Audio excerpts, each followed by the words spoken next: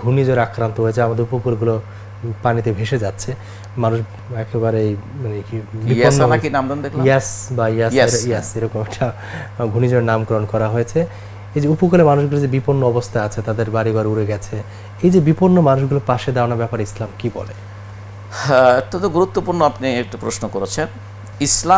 ইসলামের মূল বক্তব্য হচ্ছে মানুষের কল্যাণ করা, সে কল্যাণ ইহকালীন এবং পরকালীন দুইটাই। এটা হচ্ছে সার্বিক সফলতা মানুষের। জি জি। তো এই জন্য আর এই সার্বিক কল্যাণ এবং সফলতা যাতে করে মানুষ অর্জন করতে পারে, মানুষ যাতে করে এটা নিশ্চিত করতে পারে, এই জন্যই মুসলিম উম্মাকে শ্রেষ্ঠ জাতি বলা হয়, যারা মানুষের কল্যাণের জন্য কাজ করবে।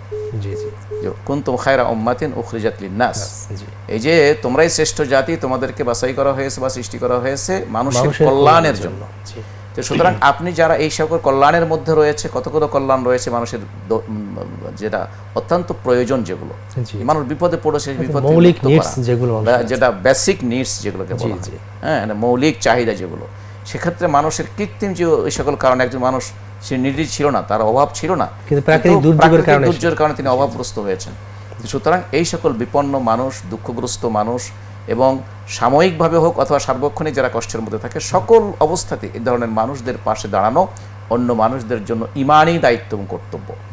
ইমানি দায়িত্ব এবং কর্তব্য। এই জন্য রাসূলুল্লাহ সাল্লাল্লাহু আলাইহি ওয়াসাল্লাম থেকে সহিহ হাদিসে অনেক হাদিস রয়েছে যে রাসূল সাল্লাল্লাহু আলাইহি ওয়াসাল্লাম বলেছেন, একটি যে ব্যক্তি কোনো মুসলিম ব্যক্তির দুঃখ কষ্টকে লাঘব করে দুনিয়াতে, আল্লাহ সুবহানাহু ওয়া তাআলা পরকালে তার দুঃখ কষ্টকে লাঘব করবে। সুবহানাল্লাহ। রাসূলুল্লাহ সাল্লাল্লাহু আলাইহি ওয়াসাল্লাম বলেছেন, যে ব্যক্তি আল্লাহ ওই ব্যক্তিকে সাহায্য করতেই থাকেন যতক্ষণ ওই ব্যক্তি পৃথিবীর মানুষদেরকে সাহায্য করে। সুবহানাল্লাহ। আল্লাহু ফি আউনিল আবদি মা কানা আল আবদু ফি আউনি আখি। সহিহ মুসলিমের হাদিস, সহিহ বুখারীর হাদিস, লম্বা হাদিস, যে আমি শুরুটা যেটা বলেছি, যে ব্যক্তি কোনো কারোর দুঃখ কষ্ট লাঘব করে, আল্লাহ কিয়ামতে তার দুঃখ কষ্ট লাঘব করবে।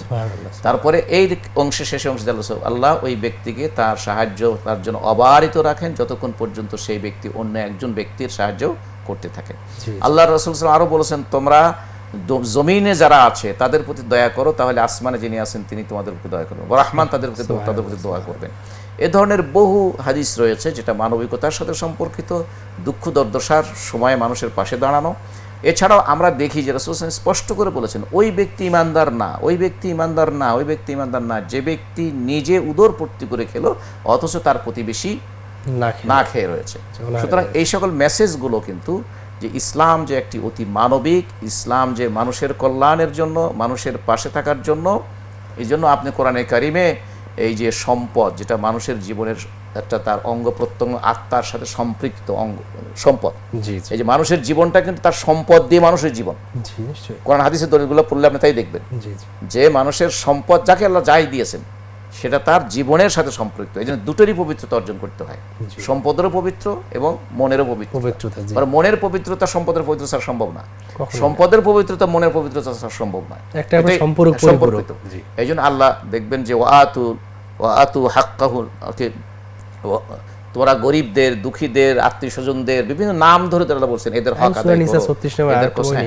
বহু সূরা আল বাকারা 177 নম্বর আয়াতে, এবং আর বহু আছে সূরা বনী ইসরাঈলের 26-27 নম্বর আয়াতে, আর বহু জায়গাতে আল্লাহ সকল সম্পদের হকের কথা বলেছেন, যেটা তার প্রাপ্য লোকদেরকে দিয়ে দাও।